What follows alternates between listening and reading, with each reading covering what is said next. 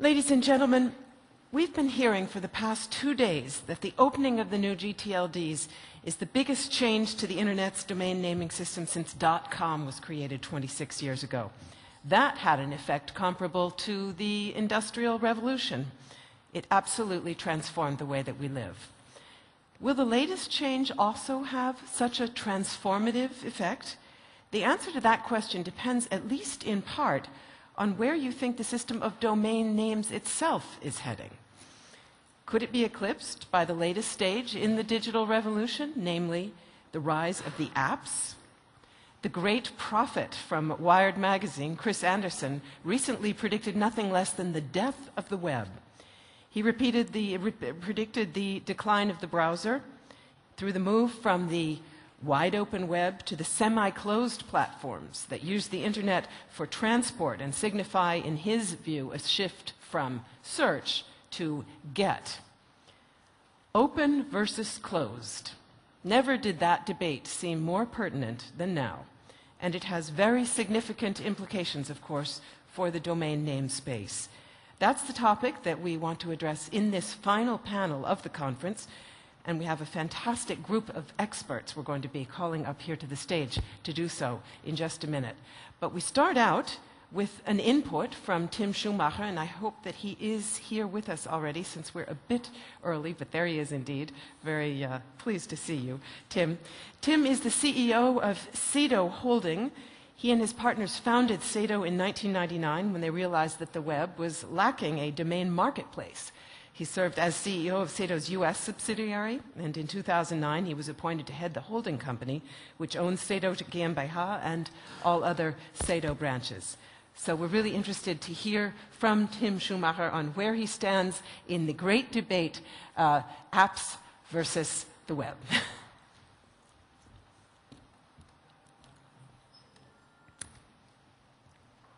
Do you want to have an lavalier mic? I should be fine with that. Okay. It should be good. Thank you very much, Melinda, for the kind introduction. I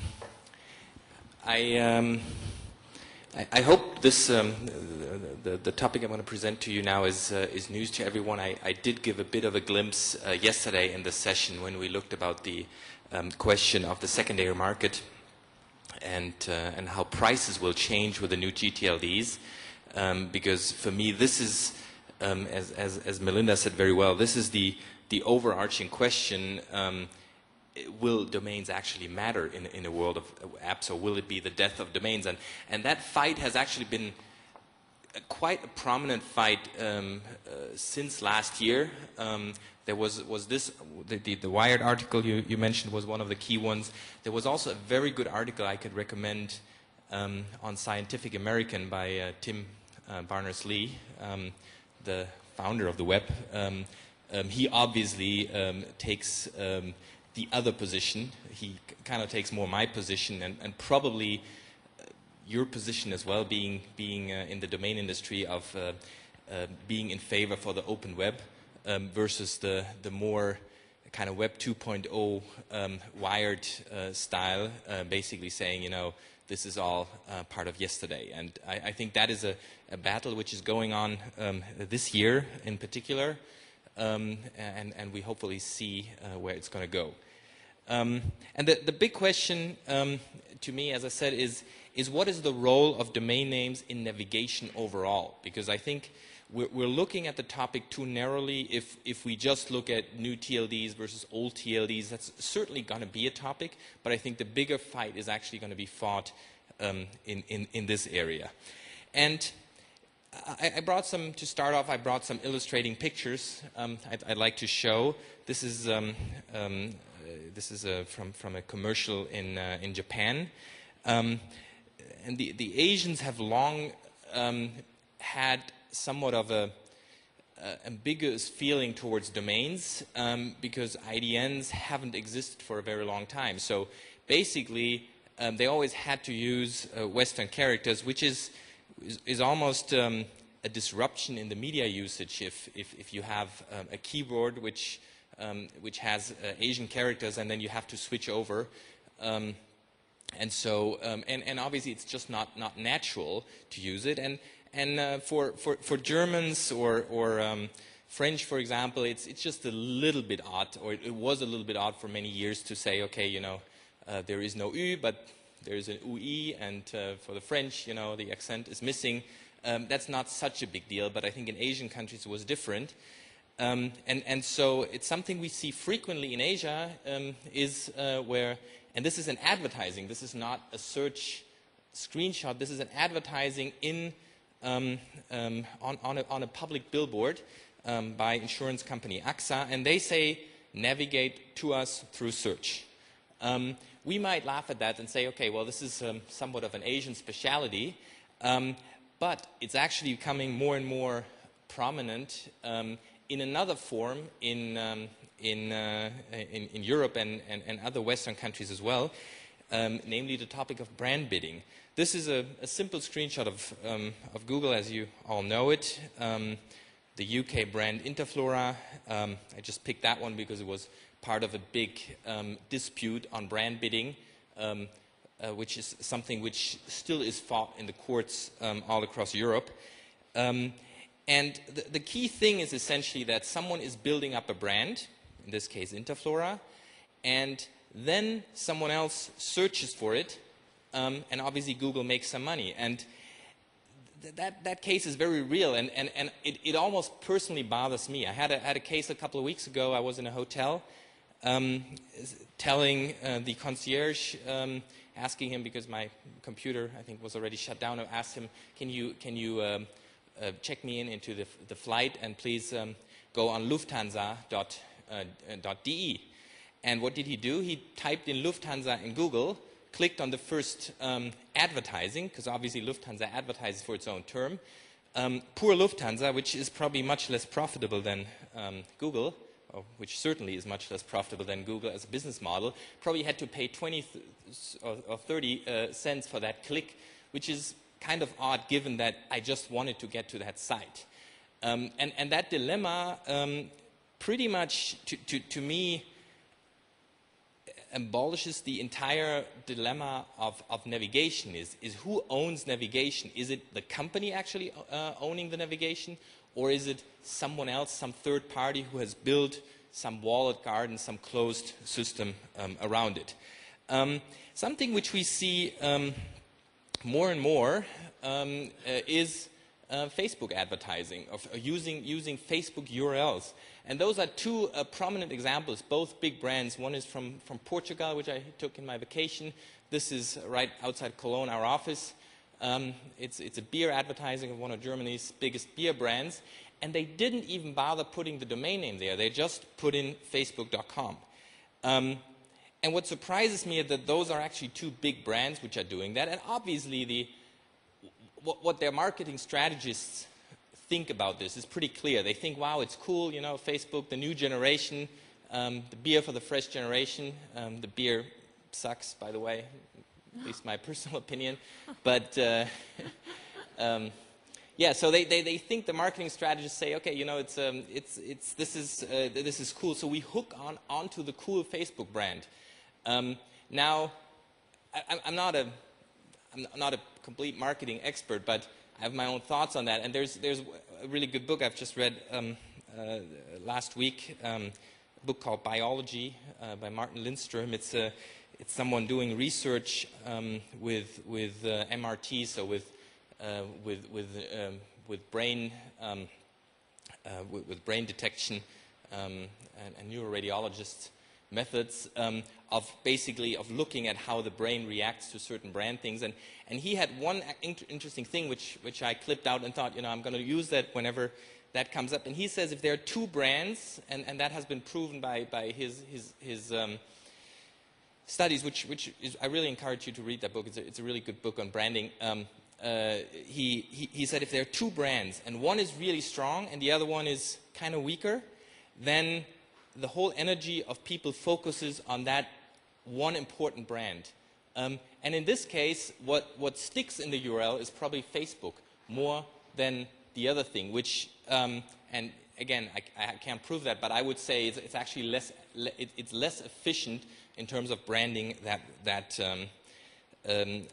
the original intent, namely in this case Beck's Gold. And the thing is, I've seen that. Funny enough, I've seen that early with bigger brands, but I'm seeing it actually more and more with really small brands. So with mom and pop shops, with actually not very professional brands. This is an example, and I think from the look you can already see it's just from a design standpoint it doesn't really look good. This pub, it's a British pub on the right, and that is a lamppost outside in Cologne. So two really small new shops which they didn't even bother to get the domain name. So they're both advertising the Facebook URLs, and they're guerrilla marketing their Facebook URL on that. And what's making me, in terms of as a looking through my domain glasses, fearing it a bit is that it was always the case that unprofessional brands used a cheap alternative because that is free. We all know the .de, .vu, .devu addresses which were popular for a while. The same are actually email addresses. Whenever I see someone with an @t-online or at AOL email address, I find it very, very unprofessional, but it's very much used with small businesses still. And even if you have @gmail, it just shows that you're a little smarter of knowing which email program is a little better, but it's still unprofessional because you're actually advertising another brand opposed to advertising your own brand. But the question is actually, how important do people find this? And is for them, is it actually important to carry their own brand? And that in turn, to me, is the big question when we talk about new TLDs, because if someone doesn't even use his own existing TLD, why should he ever bother with a new TLD? Let me give one example. I gave a very similar speech. So with domainers or domain-oriented companies, it's fairly easy because I think most of you are on the side of domains. So most of you would probably at the end side with me with those concepts. But it's obviously harder if and I've done that last week in Cologne at the Mexico fair. If you give the same arguments to people who are believers of apps, of Facebook, of social marketing, and so on, and for those who domains are kind of like Web 1.0. But last week I gave, and I find that an interesting case because we've been talking about geodomains a lot, so I want to tell the story real quick. I've given a somewhat similar speech at the Mexico in Cologne, and after the speech, the Mexico is Germany's biggest online marketing fair. And after the speech, a woman came up to me who was the representative of Bremen.de. And she said, well, thanks, it was great to hear that. If I could help her, she has the problem of actually convincing her people that they should not stop the email service Bremen provides. And Bremen is 5th or 6th biggest city in Germany. And we're talking about some smaller TLDs actually. So Bremen could be a target potentially of saying something .Bremen. And yet she was saying they've been running an email service. So you could have my name at Bremen.de for a long time. And seemingly the city government also wants to stop doing that because they say the provider cost of running this email service is too high, which I found absolutely crazy. I mean, we're talking here about geodomains, and here she was, and something which probably costs a few thousand or a few 10,000 if you completely outsource it, and we're talking about ICANN fees of 185,000 of running a TLD of many hundreds of thousands. But the reality in cities is that they don't even treasure the existing thing they have. And what better advertising could it already be in the existing system of hundreds of thousands of people in Bremen actually carry an @bremen.de address, which kind of, it shocked me because it shows how far sometimes I think our industry is even away from reality. We're all about the new TLDs, and yet there are so many untapped potentials of the existing ones.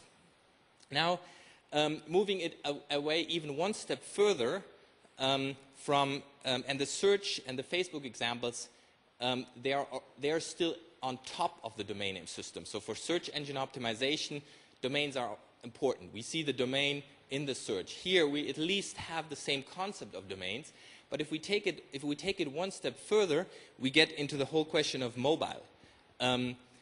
You all know that. I think many of you have an iPhone. I always get looked at when I come out with my old Nokia, and it's not because I don't like the iPhone. I'm actually jealous of most of you having that iPhone, but I can't make the switch because I don't like to support the concept, so I'm talking around with my old Nokia smartphone. But this here is the biggest, the mobile is the biggest threat to the domain industry, or to the question on how domains are, what's the role of domains in navigation overall. Because here we have, and this is even an old ad, because now I think Apple has way more than 1 or 2 billion apps downloaded. Apple's system obviously favors the closed app system. Domains aren't existing anymore in this system. It's all centralized through its own navigational means, completely irrelevant for the domain name world. Now we're thinking, okay, you know, but iPhone is actually, as much as most professionals have it, it's losing market share compared to Google Android. And yes, Google Android is a little better, but it's really only a little better. It favors closed search,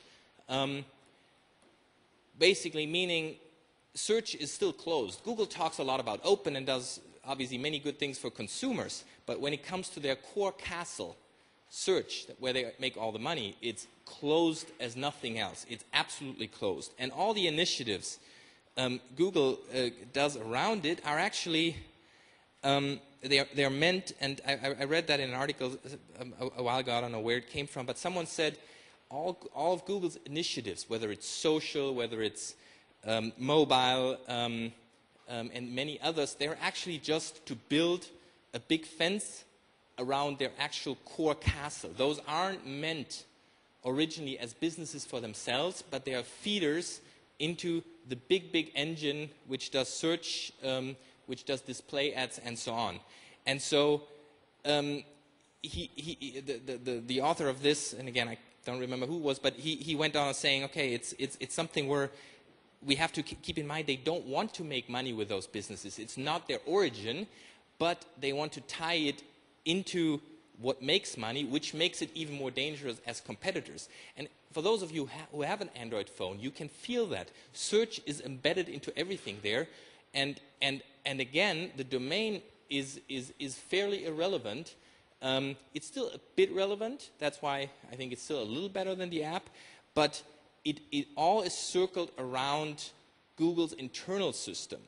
And the idea might be a little far-fetched, but Google could very well at some point say, hey, we completely get rid of a domain. You have your own ID, and that's how you get into the Google search. And it might sound far-fetched, but it's not completely crazy, because if you look at things like Google Shopping or Google Places, it's already happening.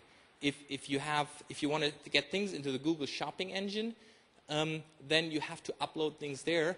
The domain is completely irrelevant. If you have to put into Google Places, it's the same here.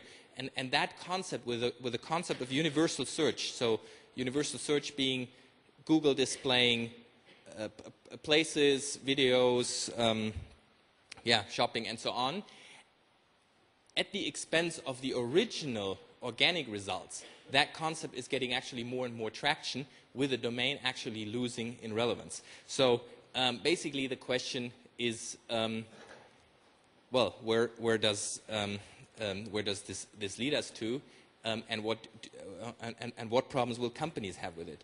So here's one kind of final example before we come to kind of the questions or thoughts for that. And I'm not sure if you can actually read that, but it shows the power of a closed system. That's an example which went through the press a couple of weeks ago.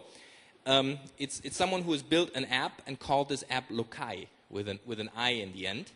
And because Google has pretty good methods for typo correction, they always corrected it into local. So you couldn't even reach that app.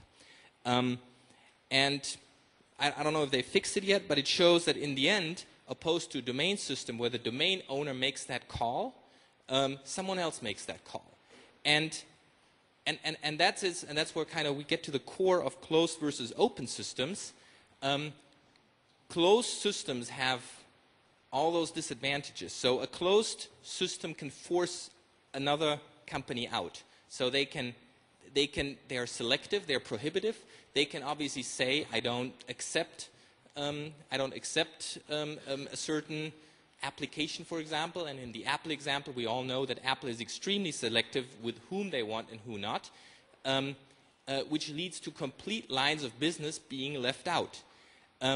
With domains, at least with the GTLDs, which are not community-driven, not restricted, that cannot happen. The process, and that is the benefit of the close, in my opinion, it's the benefit of the close of the close relationship between ICANN, the various government stakeholders, and this being still a somewhat cumbersome process, but at least quite transparent compared to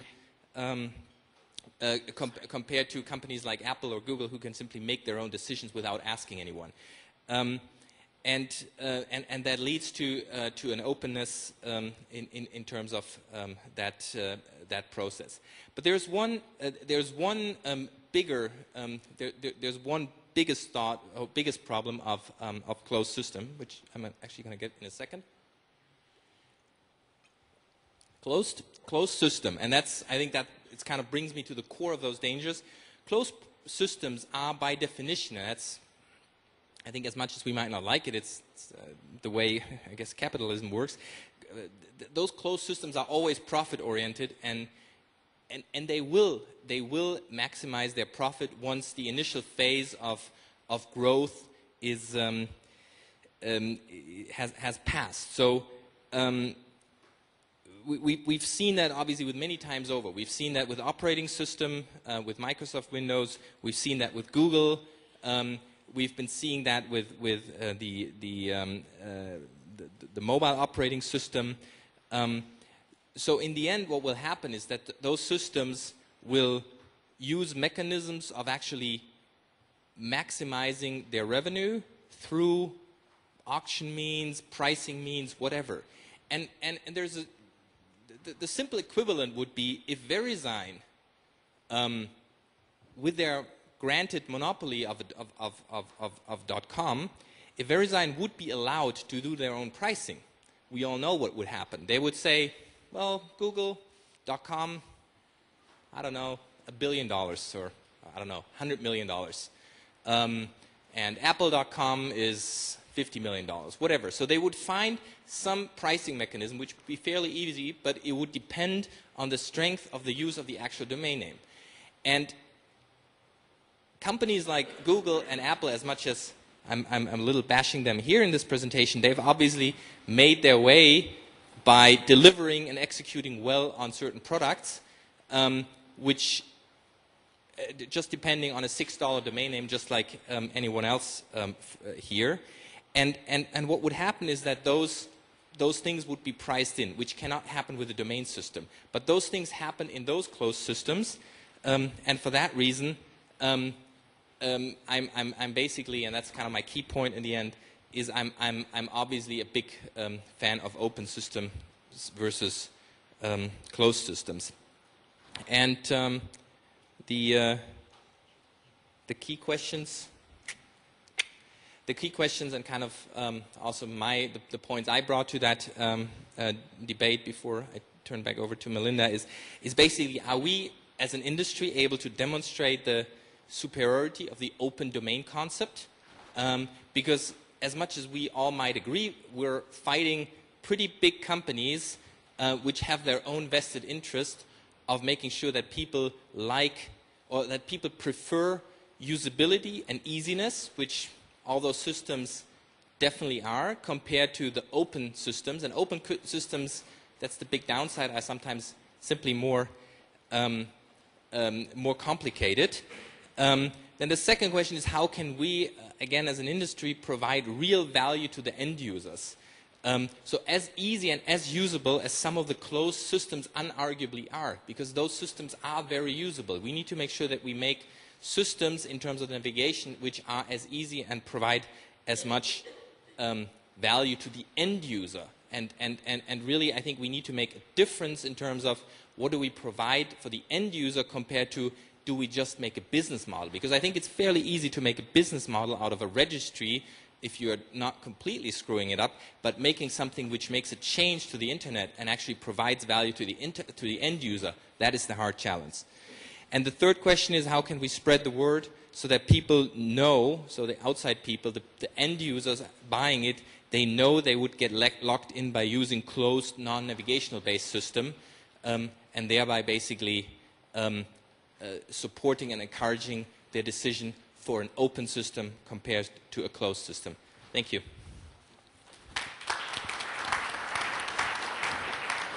Don't need it. Thank you very, very much, Tim Schumacher, for that very interesting presentation. May I ask all of the other panelists to now please come up to the stage? I'm hoping you're all here because unfortunately I haven't met all of you personally, but I'm delighted to do so now. That looks good. And I think we're all there. That's right. Great.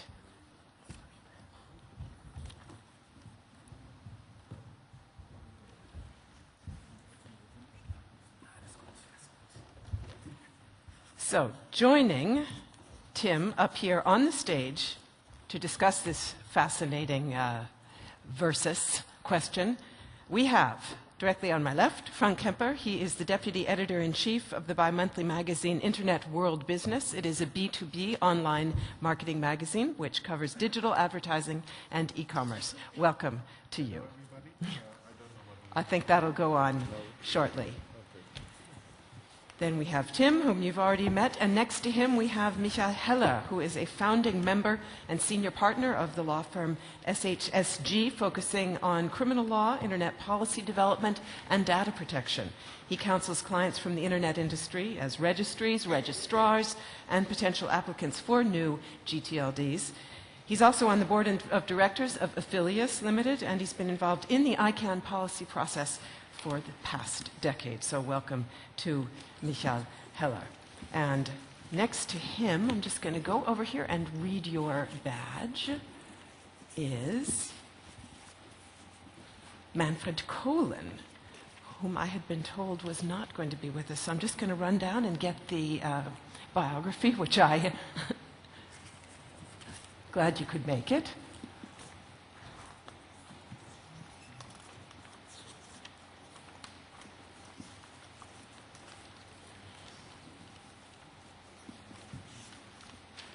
Okay, well, we'll just improvise here.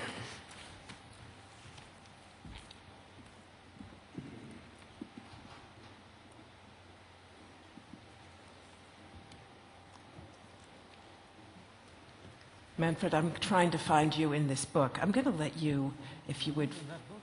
You should be in this book. If you would find that entry for me while I go on and introduce the man next to you, I would be very grateful. I'm sorry, I probably got some wrong information there that you would not be joining us. Constantine Roussos is seated next to Mr. Kohlen. He is the pioneer and architect behind .music. He's the community-based, which is the community-based top-level domain name and industry standard for official music websites. And he too has written on this issue. And next to him is Kevin Murphy, who is the editor of Domain Insight, which is considered a must-read news site for the industry. He's a journalist, a blogger, and an analyst who's been covering the domain name industry for over a decade and writing about ICANN since its second ever public meeting in 1999 in Berlin. He's also a regular contributor to a number of online publications. And here I'm getting just the piece of paper I need with Manfred Kohlen's biography on it. He is editor at Net Media Europe Deutschland. He's a former executive editor online at VNU Business Publications and has more than 20 years experience in IT publishing with consumer and news magazines as well as business publications. He also served in the management team of one of the first online companies. So welcome to this very impressive panel. And I would really like to get everybody's take on what we've just heard from Tim Schumacher, but I'm going to start out by asking Tim perhaps provocative, perhaps even, annoying question. Is Cito on Facebook or Twitter? We are, and that was actually what prompted us to do that research and that thinking last year, is when I noticed myself, my own behavior of kind of jumping onto that bandwagon. And after a few months, I thought, like, well, wait a minute, we're pushing Facebook, we're pushing Twitter, we're getting excited that, I don't know, we have 2,000 friends now opposed to 1,500 a month ago, while we are completely neglecting the 3 million visitors we have on our website and the 1 million email addresses we have. So basically trying to point out what hype there is and also what dangers, and that we've been lured into that ourselves. And I'm not against Facebook and Twitter as communication channels. I think maybe I should have pointed that out more clearly. I think it's good to have them, but it's important to channel things into the original domain name and thereby create an asset, opposed to leave the asset in a closed system. Tim mentioned, as did I, the article by Chris Anderson predicting that the web is dying. You implied that he thinks that's a good thing. I would say that that article by no means expressed affirmation of the process, but simply posited that it's inevitable. So I'd be very interested in knowing what the rest of you think about what Tim had to say, and are we dealing with an inevitable process of consolidation which possibly could make the new top-level domains that we're talking about less relevant than we think they are? And I'll just go straight down the table. Okay, thank you. Everybody can hear me? Okay. Well, I think there's one word out of Star Trek. I think it's resistance is futile. So if millions and millions of people are going to use one certain platform, for example Facebook, or for example these funny Apple phones, one has a hard time just to say, no, I won't go there. I could make my business there, but I won't, because I like open standards. That's always a hard question. And what you told us, that you are on Facebook, and while you are on Facebook, you neglect your own webpage. Okay, I think that's not such a good idea. I think the future is that you have to be on several channels. And I don't believe that the web will die, not at all. But I think we will have to get accustomed to the idea of having some areas beside the web. We will have some iPhone world, we will have an Android world, we will have the World Wide Web. I think the problem of that is that we have different means of accessing the web. And that makes, if you access the web via a notebook or via a phone, that's a difference. And people demand that we obey this difference. Sorry. So I think that will be a broader variety of everything. So you're telling me that we should replace the versus in our title with an and sign? Not a bad idea, I think. Okay, and I'll skip over Tim and go straight to Mr. Heller. Thank you very much. I endorse and second 100% what Tim Schumacher said. I'm not so pessimistic as he is. It's not the first attack against the domain name system as addressing to websites. That we had in the past. At the beginning of Google, and when Google went more powerful in the past, some people were thinking that that's the end of the domain name system, because we only need a search engine. That was not true. I think nobody, or I think 80 or 90% of the users of the internet don't use the URL, but they type in a search engine what they are looking for, and that's a way to get the connection to the website they search. But so I think that even the power of Google, even if Google is able to with this secret way or secret algorithm for ranking of websites. Websites are still necessary. Google could not replace the domain name system. Facebook and other social media networks are completely different. I think we have to consider that this is a question of access to the internet. That's what Facebook tries to control, the access to the internet. Not using anymore a URL or a search engine. You go only to the closed network of Facebook, and you find, they want that you can find everything you need, and to keep out completely the World Wide Web. And that's a question of access. Look at China. China has a closed internet, a Chinese internet. And there are only some switches to the international internet. And Facebook is pretty close to China. They try to create a worldwide community controlled by one company without any legal regulation. That's the next problem. China is regulated. We can discuss a lot about Chinese law, yes, but there are some regulations. And even if the regulation is everything is good, what's good for the Communist Party. But it's a little bit predictable. Facebook is not predictable at all. And the same, look at the apps for iPhone or iPad. Years ago, at the beginning, there were erotic content was available. I don't want to discuss the value or the moral aspects of erotic content, but from one day to another, erotic content was kicked off. You don't find it anymore on iTunes or if you use your iPhone. And I think that's a problem. And so we have to strengthen the World Wide Web and the domain name system. And I think the new GTLD process is one way to do that. Thank you very much. I want to come back to that question of the degree to which we are at the mercy of a closed system. Tim Schumacher talked about that it would be their call. I'd like to come back to that in a moment and talk about the legal implications of that. But moving on to you, Manfred Kohlen, with your knowledge of the media, I'm interested in how you see this from the perspective of media owners. We've heard them say for some time, look, we have to be able to make some money at this thing. We've finally seen Spiegel start to make money thanks to its app.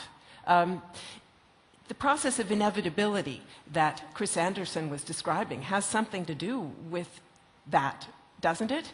And to that extent, is the move toward more closed systems perhaps necessary if we want to keep some of these media in business?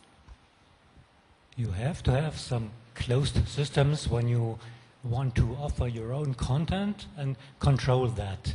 So I must say that some things like apps are good for content producers, but they're not really open. Like Tim told before about Google, it's very difficult, and you have to always find the right way, and you have to think about making money.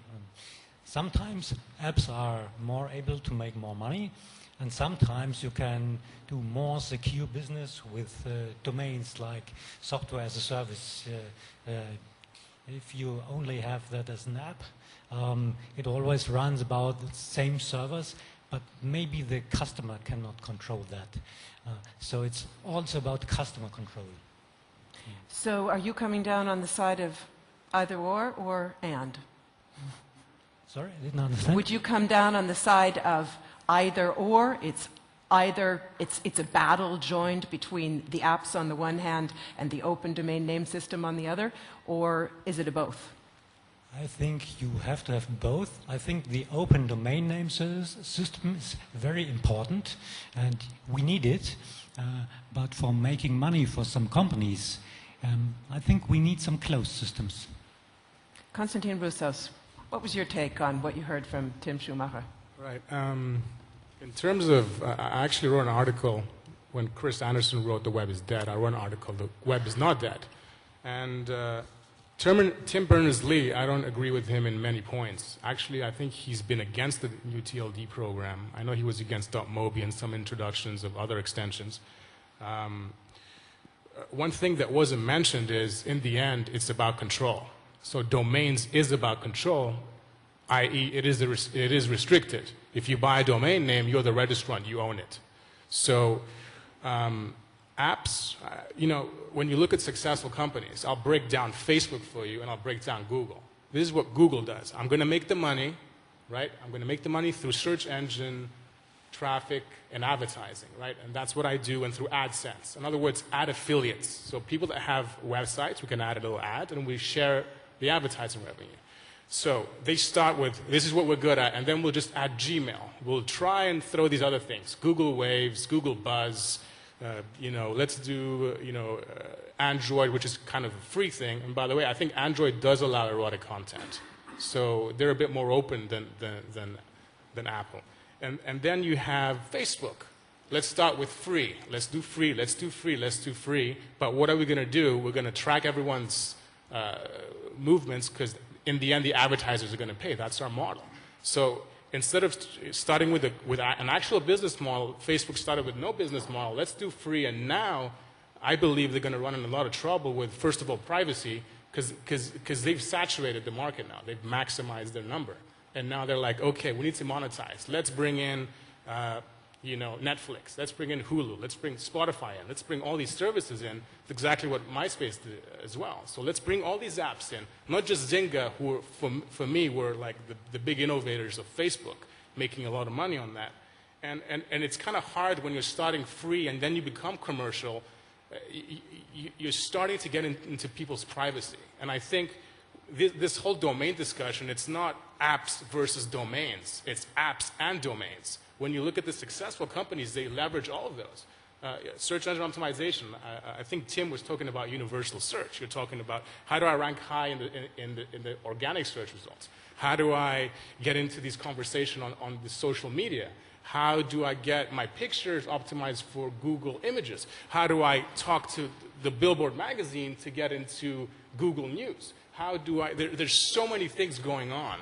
You need to be tapped into all of these areas. And in the end, in the apps are cool. That's what apps are. They're cool. There was a big app in the music industry called turntable.fm. It was huge. Like you go on there and they play a song and you say, it's boring, it sucks. And it was fun. People used it for a month and then it just went. So, and that's the thing. Like you need to have a business model. And yeah, we're talking about open. New TLDs are not open. For example, with .music, I'm going to be bound to restrictions. I'm going to say, it's going to be a closed community, and I'm going to say, these are my policies. Guess what? Look at .jobs. They're like, oh, we need to change our policies. The ICANN says, no, you cannot change your policies.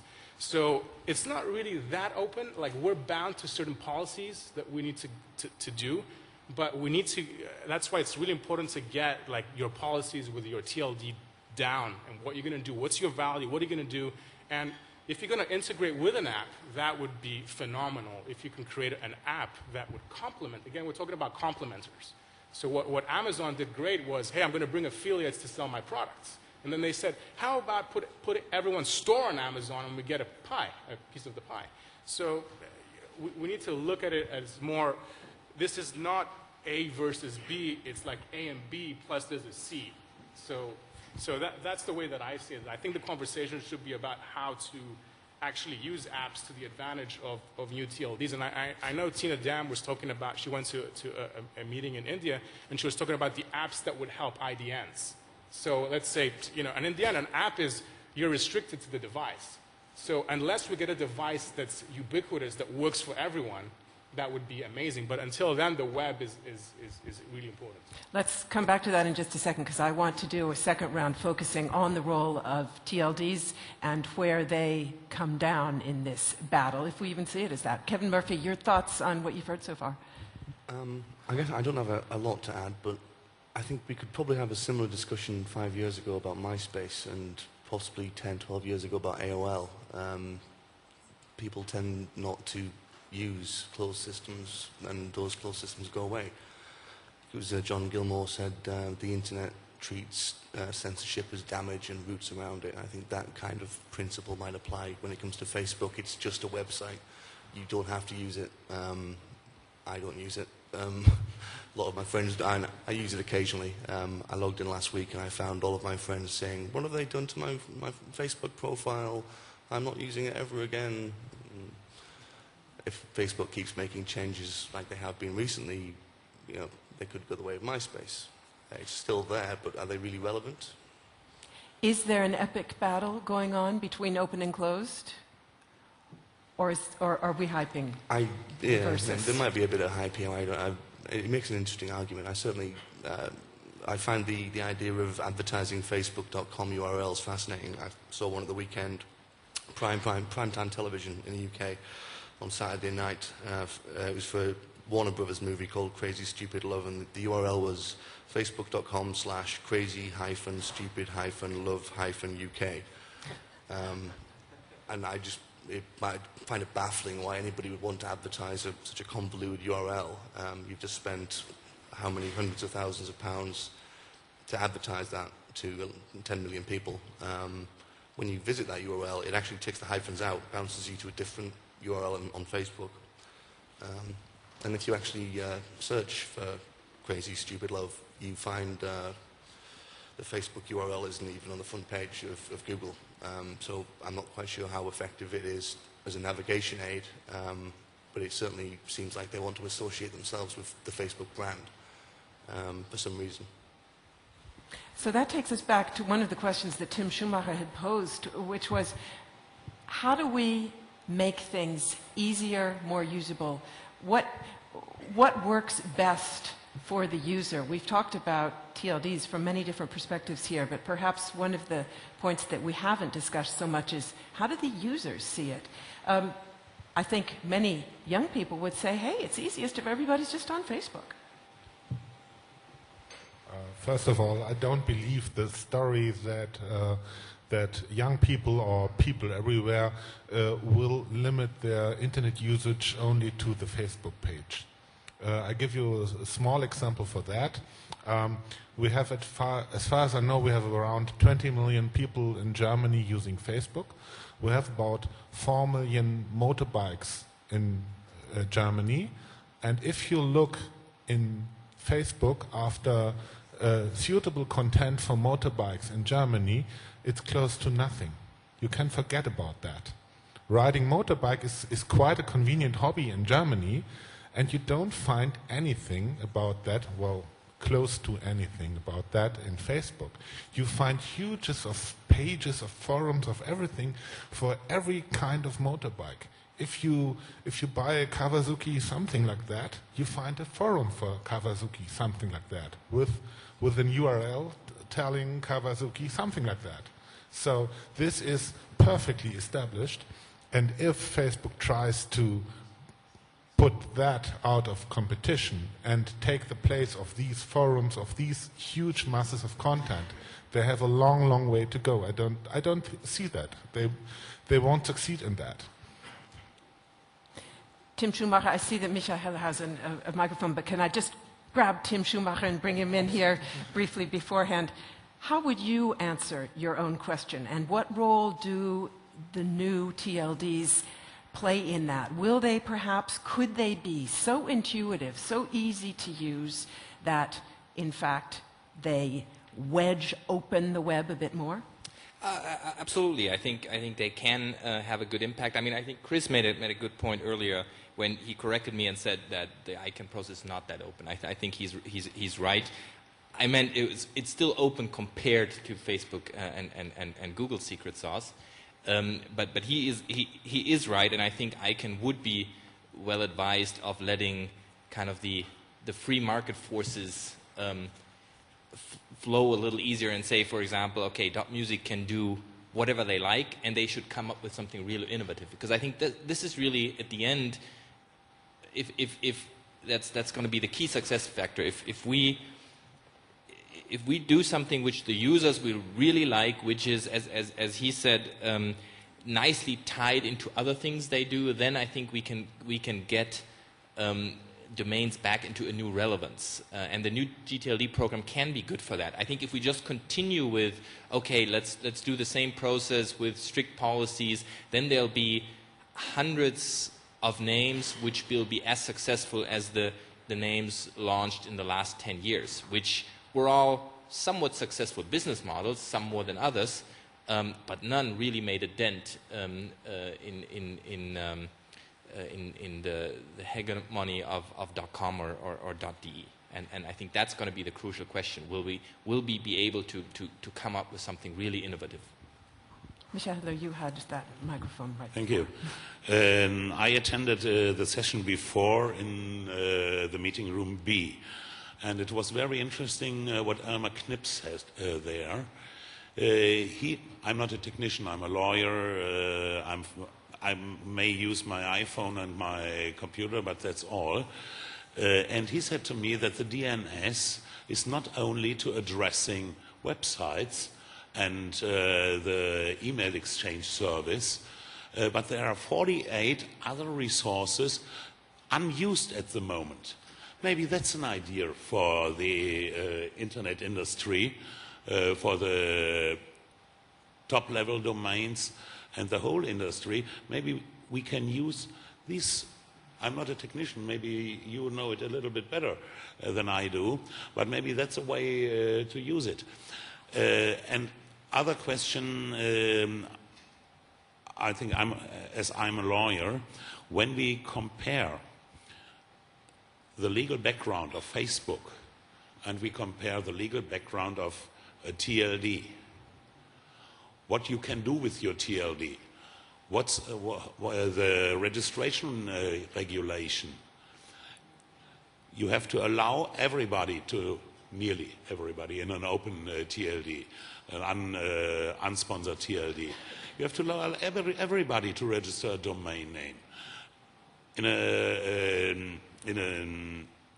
a sponsored TLD, it's a little bit different, but generally to this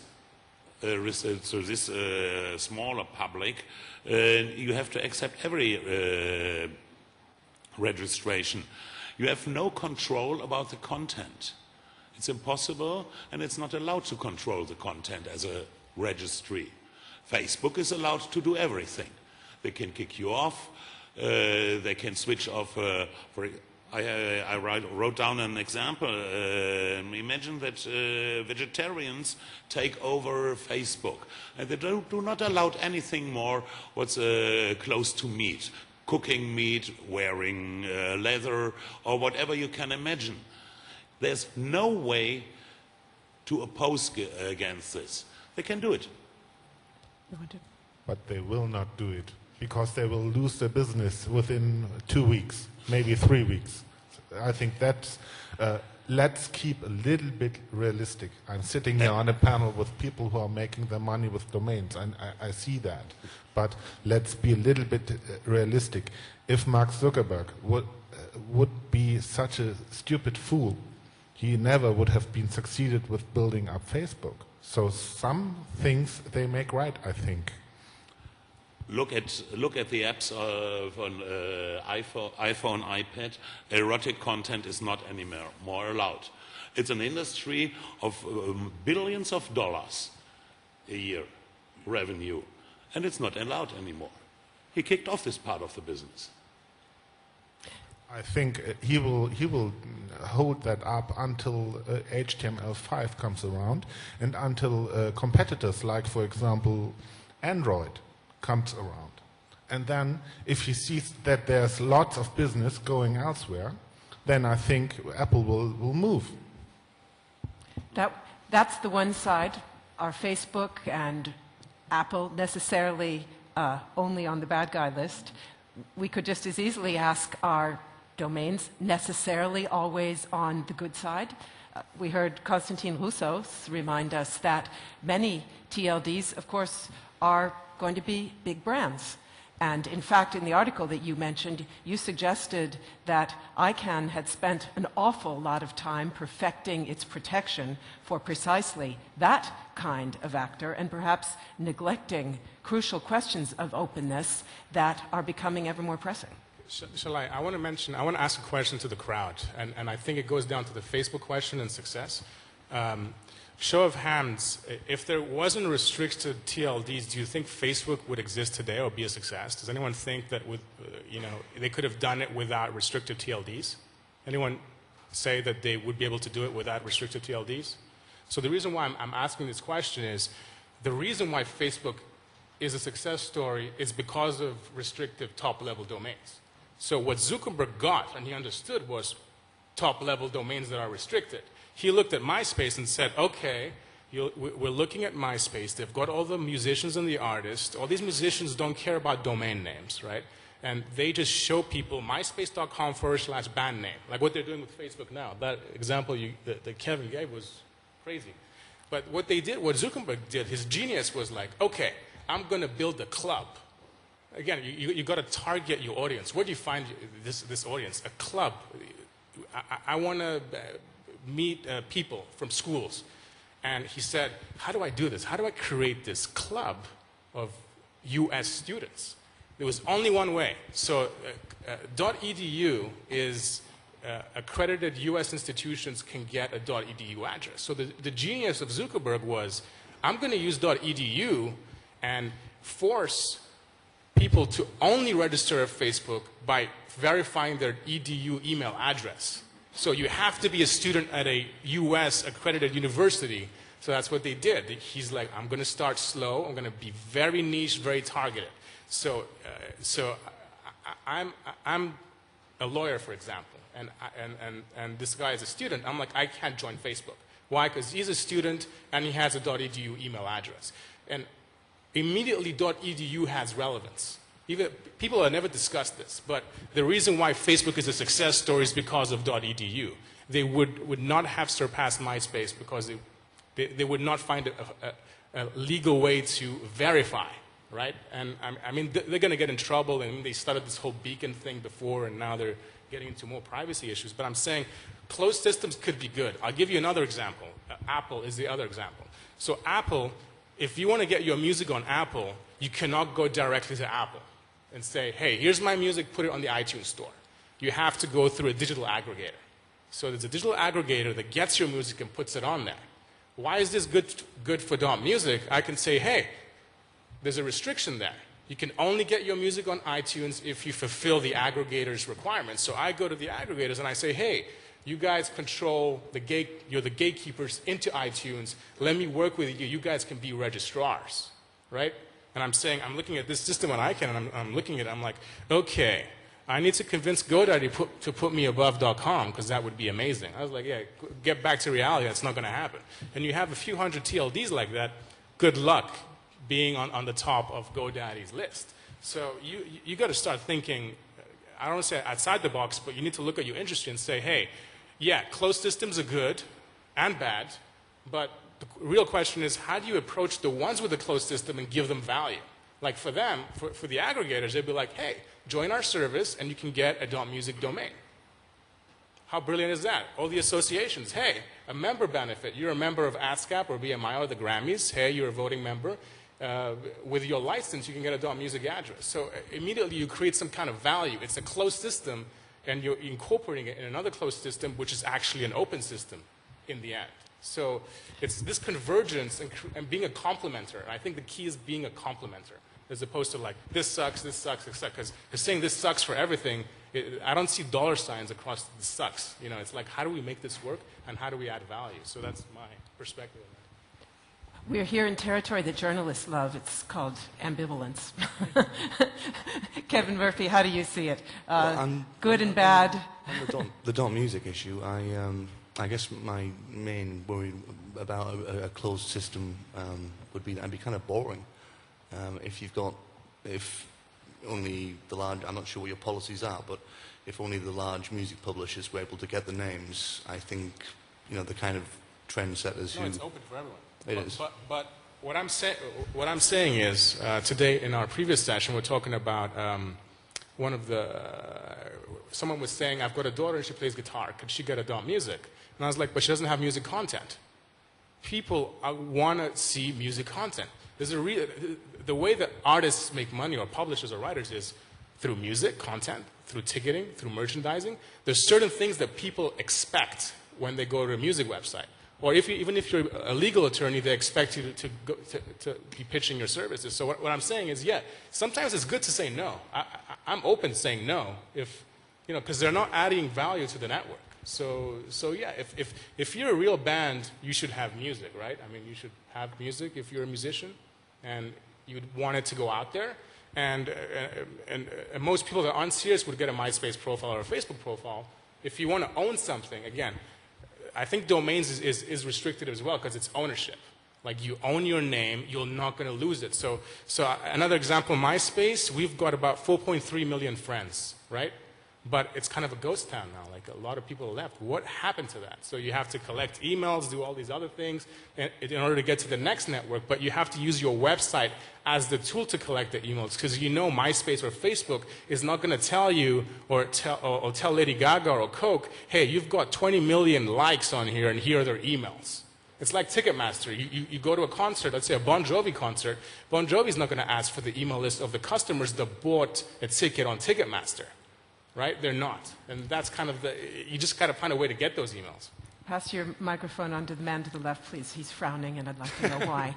No, I obviously haven't, I don't have the knowledge that Constantine does about .music. I think in terms of closed TLDs, I guess one of the big worries right now is that we're going to see these category TLDs, where a company, you know, the example people keep giving is the Kraft gets .cheese and keeps it to itself. So if you're some kind of, if you're a camembert manufacturer in south of France, you can't get a .cheese address because Kraft owns the entire name space.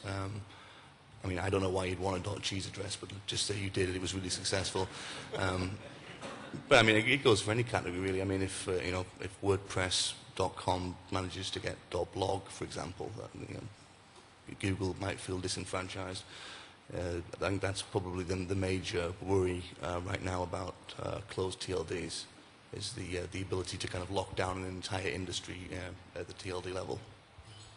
To that extent, a question would be out there for someone from ICANN, whether openness will be a criterion in resolving potentially contentious applications. Well, it won't. The rule book doesn't have any kind of beauty contest in it at all. It's if you pay enough for it, you get it. I mean, if you pass all of the scoring criteria and then you win the contention set, it's yours.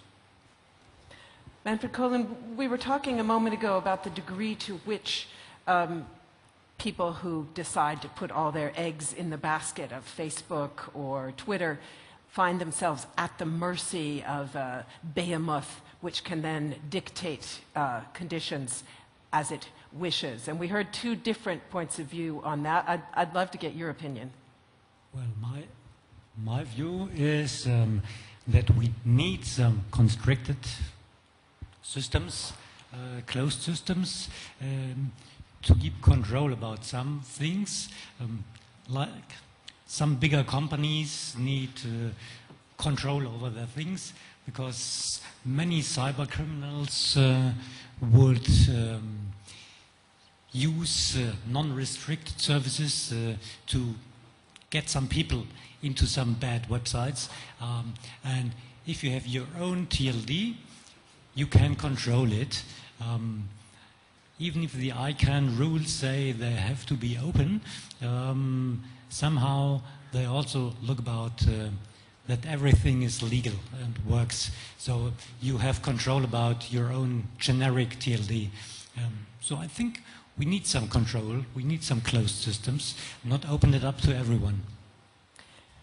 If you are in a closed system and you have a dispute, Michael Heller, is it really the case that there would be no objective dispute resolution procedures there? We know that ICANN certainly has a set of rules, and this debate is often portrayed as on the one hand, the closed systems that, as I say, monopolistic behemoths that can dictate conditions, as opposed to, on the other side, the good guys who, of course, are regulated and supervised and subject to these procedures. But is that really the case? Are there no potential outside dispute resolution procedures if I'm in a dispute with Facebook because they've taken me off?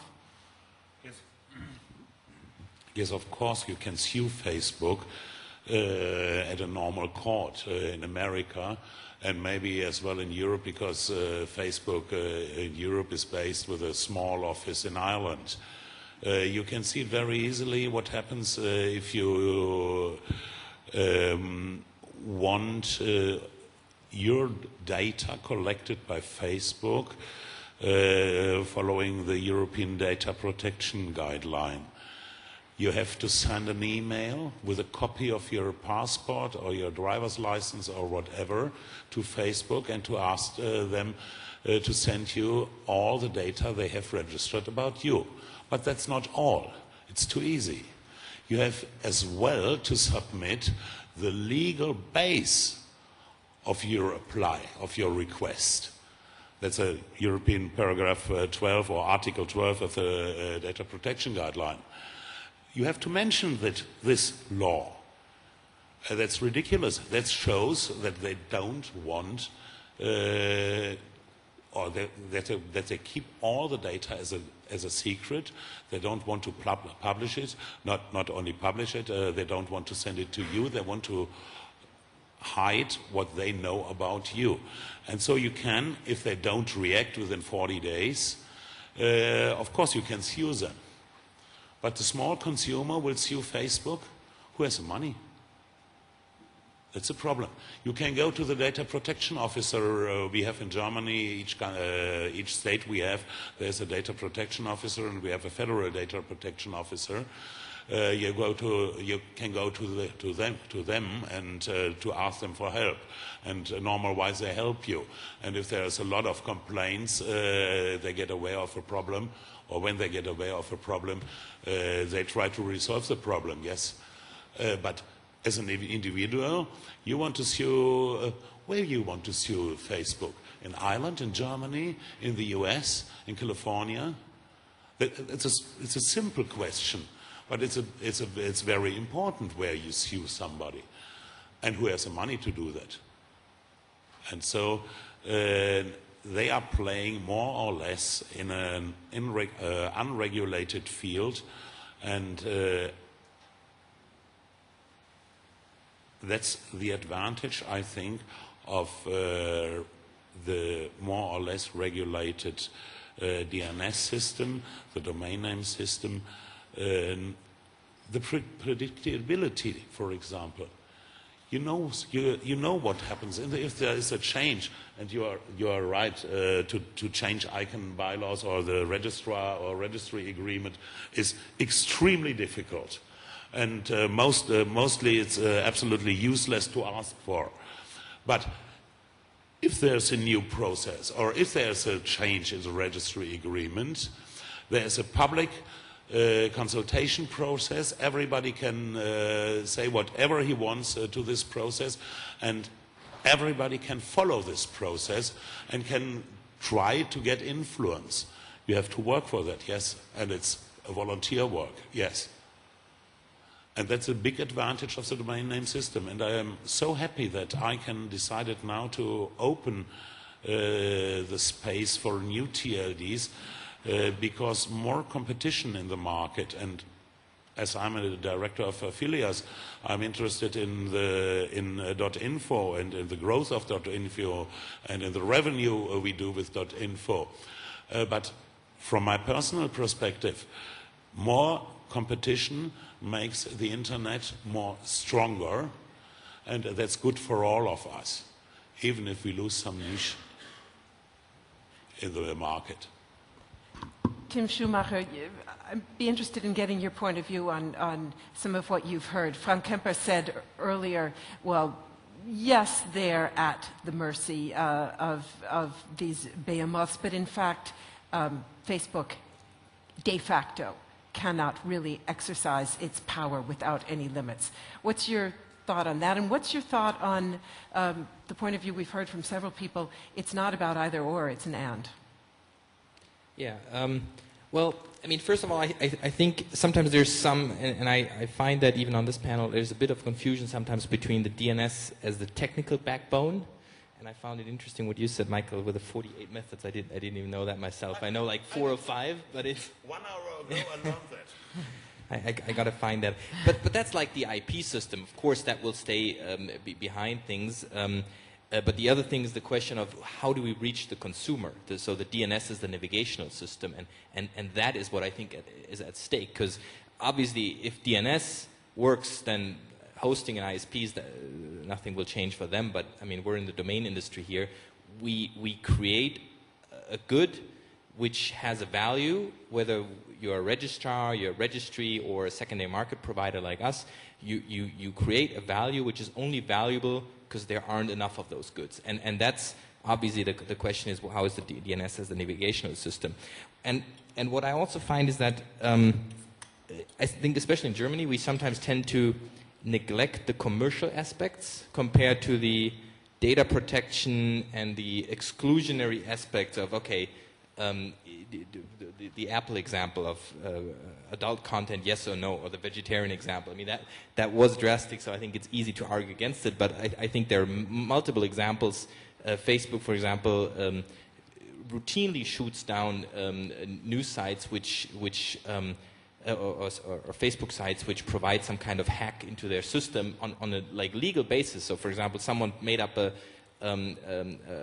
Facebook app which brought back the old chat, got to 1 million users, and then Facebook just shut it down because they said we don't want the users to use the old chat.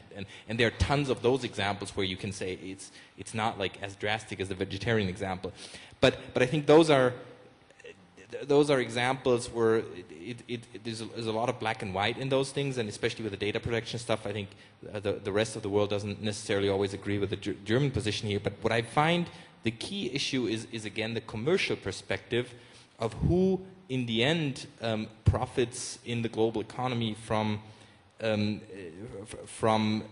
value which is generated on the web. And with Google, for example, with the auction mechanism, we see complete industries which through the auction system are driven down to a profit of 0. Some of the branches which some of the industries which get all their the majority of their business through the Google search, the auction mechanism basically is an economic mechanism of simply funneling all the money to the auction provider, in this case namely Google, and leaves the industry itself with very low rates. And that I think is the biggest risk on a level that all the profits are then channeled into that, which will then in turn stifle innovation and creativity on the web. Tim posed his 3 questions earlier, and one of them, of course, the first one was, are we as an industry able to demonstrate the superiority of an open domain system? I'd like to get your thoughts on what you would want ICANN to do in that area to the extent that you think action is necessary. I mentioned that Constantine Roussos' article faulted ICANN for perhaps diverting its attention to issues that you felt were sometimes secondary and perhaps not doing enough to promote openness. But maybe you start us off, Constantine. What would you like to see ICANN do differently? That's a very crazy question, and it requires a crazy answer as well. So one thing, first of all, again, I'm talking about. I'll talk about music again because I guess that's what I know in terms of talking about, and that's where my research is. The most searched terms on the internet, there's 2 of them. One is music and one is lyrics, right? So going back to Chris Anderson, right, the long tail. So the long tail says that you're going to get your Lady Gagas which will be probably 40%, and then the rest will be long tail. So when you look at Apple, they have an infinite, the store is pretty much, they don't have shelf space, so it's digital, right? So that's what all these digital aggregators do as well. Like they have, so it's the whole long tail. And what Google's doing is the long tail is usually more expensive than the generic. So if you want to bid for the term, I won't use music, let's just say Los Angeles attorney, right? The bid price might be $5 to click on it. But for attorney, it might be $1 because it's not, doesn't convert as better. So in terms of Google, they know music is very popular on the internet. Lyrics are very popular. So what are we going to do? Let's do YouTube. Let's put music videos. Let's not pay the writers. I mean, let's just put it on there and just use the DMCA, which is another issue that we should not get into. But so basically, there's this issue of copyright. I know that the MPAA and the RIAA sent a letter to ICANN and said, what are you guys going to do with piracy? So I was having discussions yesterday at, while we were talking with some people from the conference, and they were talking about .song. And I was like, okay, Bohemian Rhapsody .song, that's a copyright, right? Or Stairway to Heaven .song, Stairway to Heaven's a copyright. What about copyrights? So you're looking at this web where even MySpace, they piggyback the artists and content. They gave them a free web page to put the content.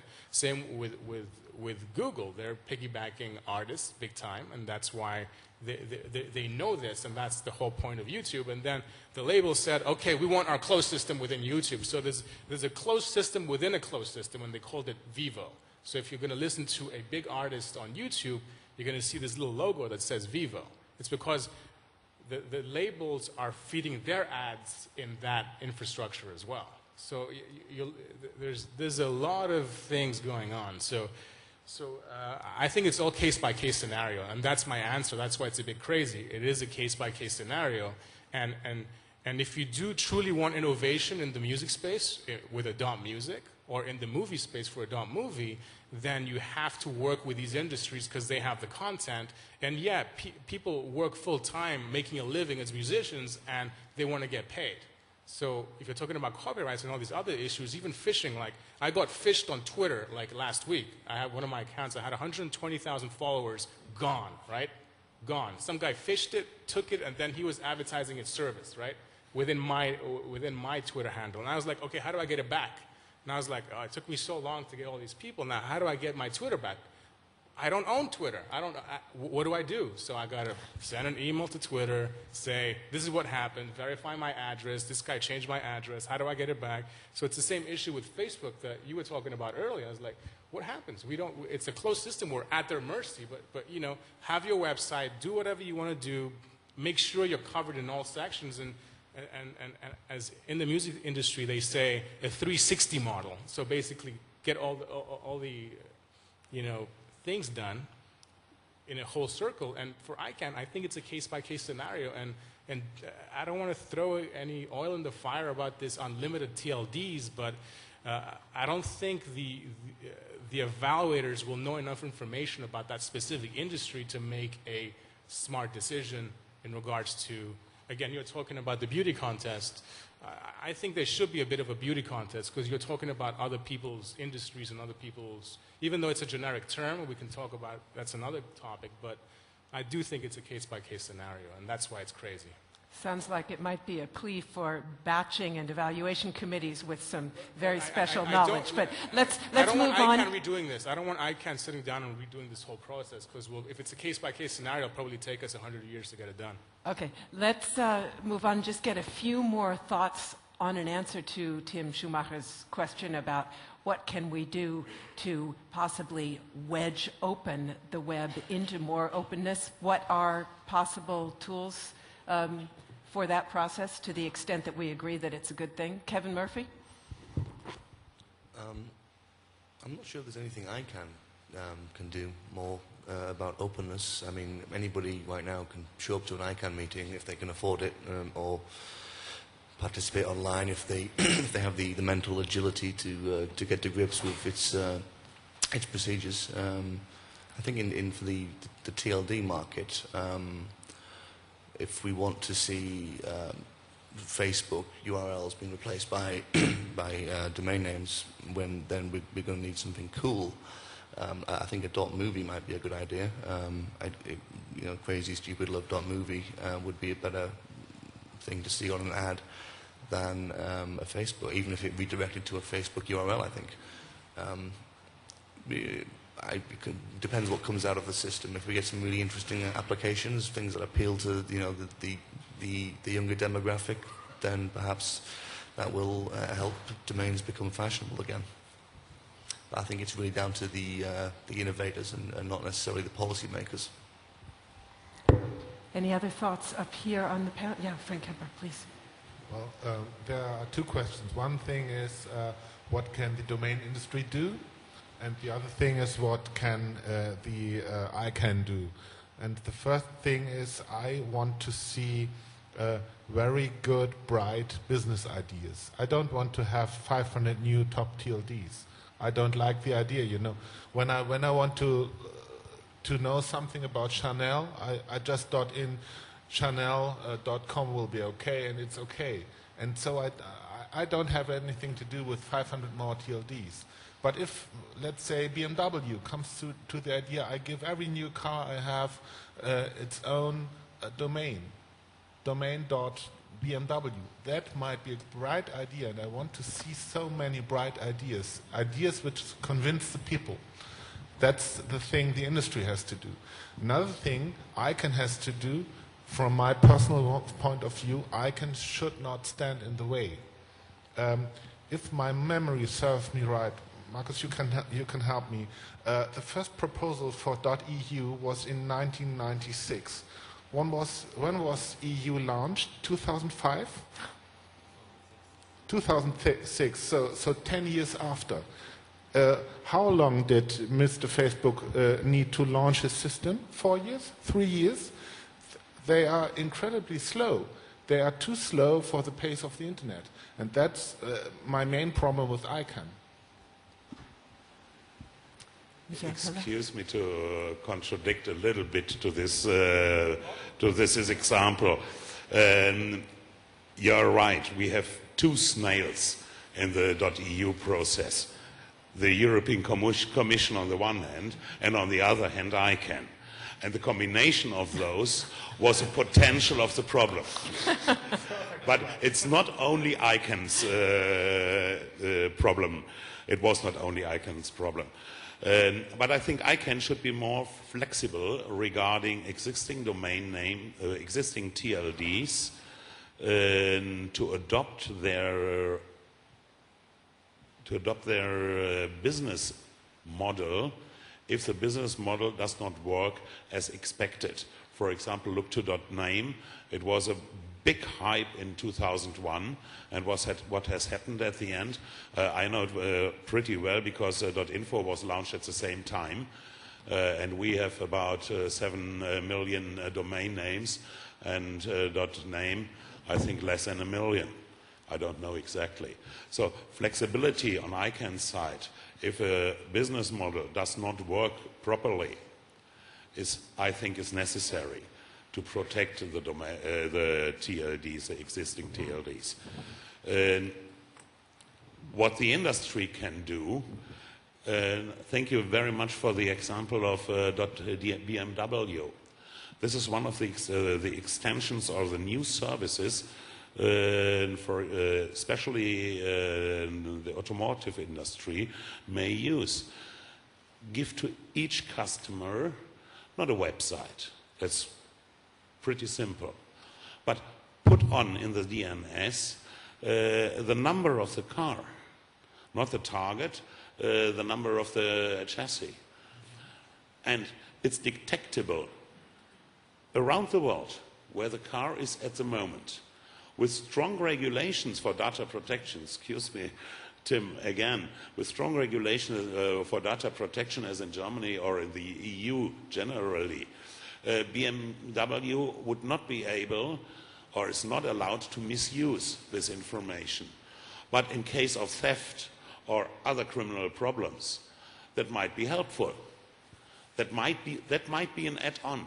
I think we all have to think about add-ons to a domain name, whatever it might be. Maybe we have to build social communities as a GTLD provider. Why not? Technically, I don't know if it's possible or not, but that might be an idea.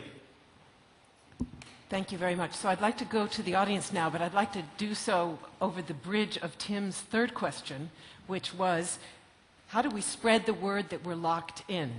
How many of you are worried about this phenomenon of getting locked in? How many people feel that it is a battle between open and closed, and possibly one that might lead to the dying of the web?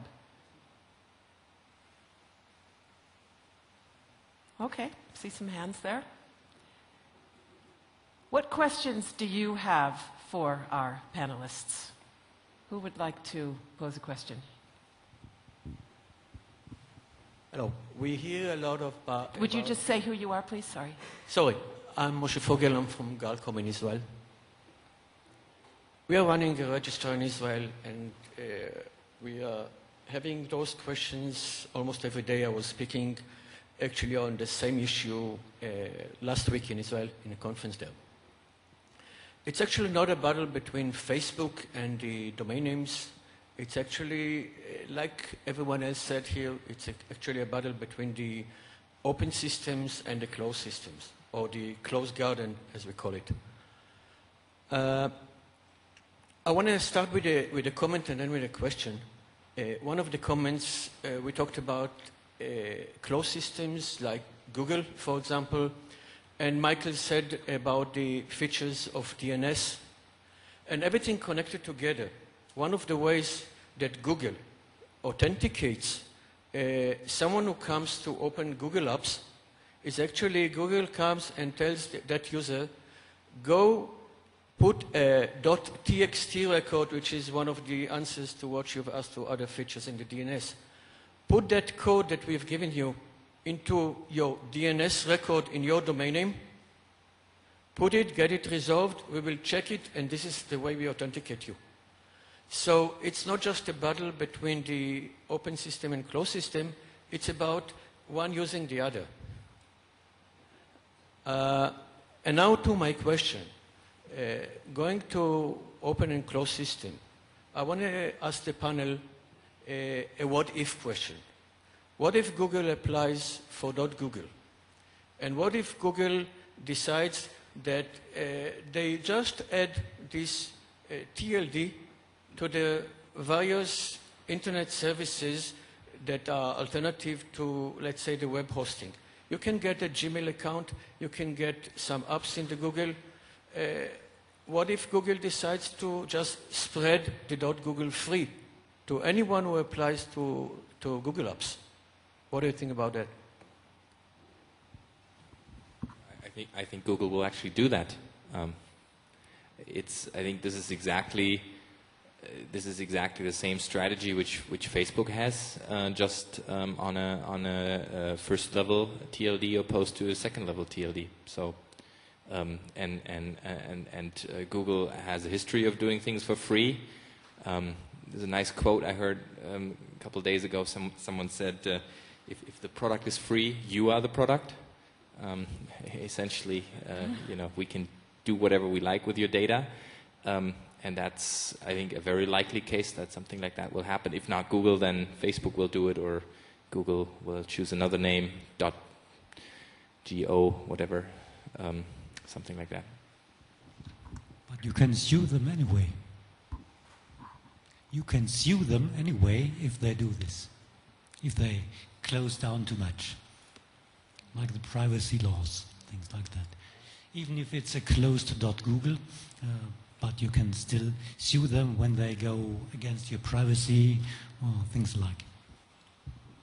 Generally, you are right, but look at the endless who is discussion we have in the ICANN environment since 2002 or whatever the first working group, and the problem isn't solved today after nearly 10 years.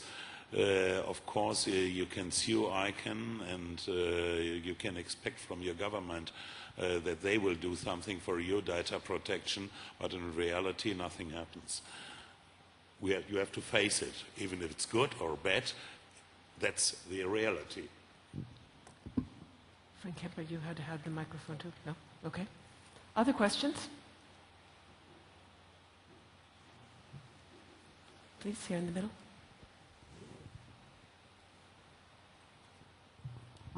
My name is Stefan Leitner, and I want to contribute to this interesting discussion with first raising a question. Who of the persons in the audience do have children? Okay, so this is good to hear. So I have 3 children. They are 15 and are in a very, very interesting age right now regarding information policy. And if I watch them, there is no question whether they are moving into closed systems or in open systems. When we came back from a 1-week holiday without internet, first thing they did, they went into Facebook. So there was no question to do anything else. They went into Facebook. They use Facebook, they use YouTube, they use Amazon. I hardly see them kind of surfing in the wild internet.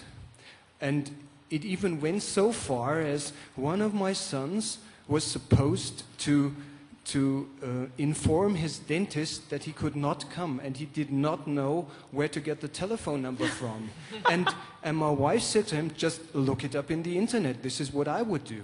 So they did not have the idea that this information also is in the internet, because this information probably is not on Facebook, might be in the future. Well, so for me and from my perspective, we can have a huge discussion here. But what I see in reality is this kind of clientele, which is aimed at, is willingly moving into these closed systems. I think it's a question about competition.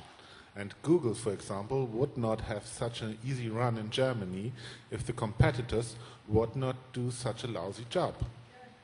I would love to use Bing if Bing was not such a disappointing experience.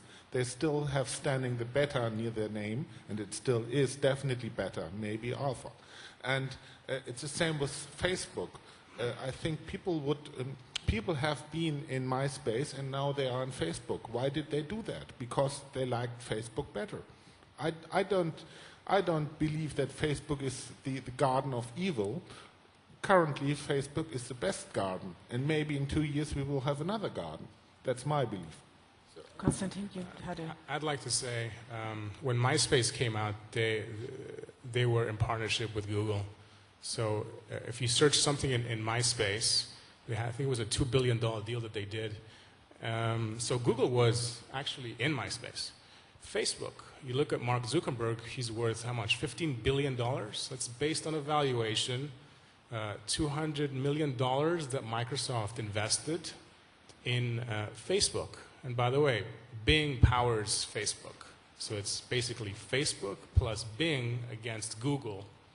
So basically, even if you think that these search engines are not in these closed systems, they are in these closed systems, and they paid a lot for it to be in those closed systems. And you got to remember that all these organizations are for profit. I mean, Facebook, you had Digital Sky and Goldman Sachs. They've invested about $1 billion in Facebook.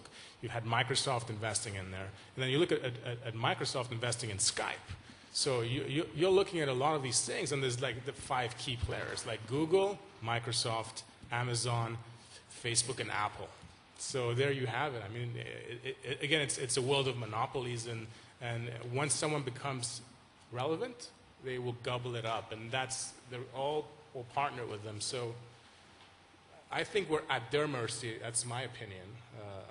But unless another Mark Zuckerberg comes along, hopefully someone from the TLD industry or a new extension will come and will say, hey, let's compete with these guys, and maybe there'll be a 6th player or a 7th player. I mean, that's what I'm hoping with this new TLD program. I had a question up here in the front. That's all right, she's on her way. Well, okay. But then let me, excuse me, Markus Baumann, but then let me ask you a question. We are discussing about closed systems. There are relationships between those closed systems. As far as I know, Apple made a new contract with Google, that Google is the first search engine within the iPhone.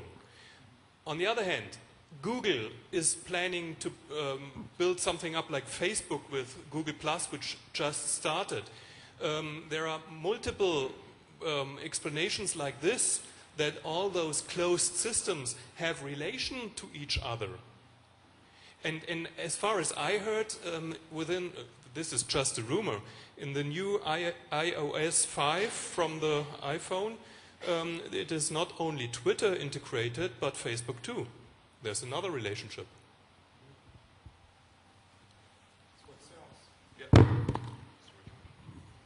Other questions? That's a problem we had years ago with the internet browser. Integrated in the Windows system was the Internet Explorer.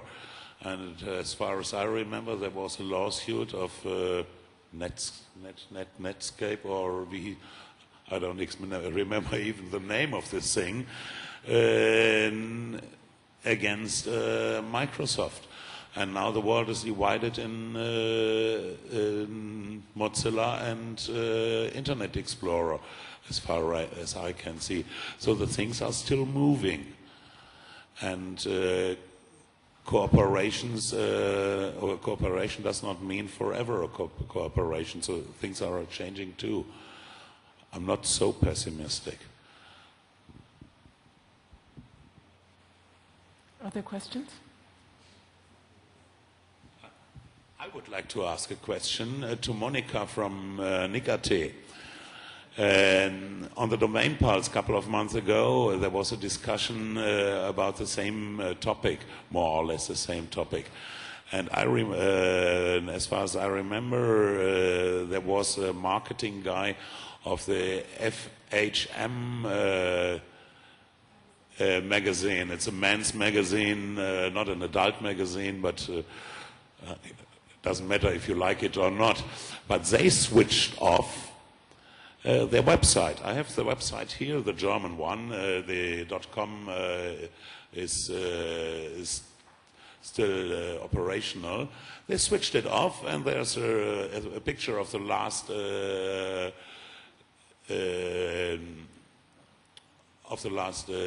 number, and you find us on Facebook. They switched off the website.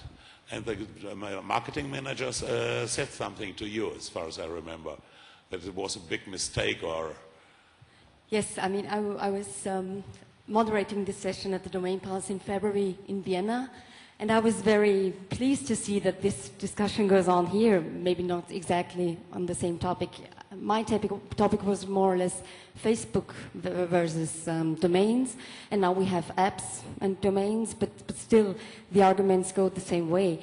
The case was, and I believe that it was also for economic reasons, that this media house stopped the website of the magazine, also then stopped publishing the magazine. So they said that it was for economic reasons also.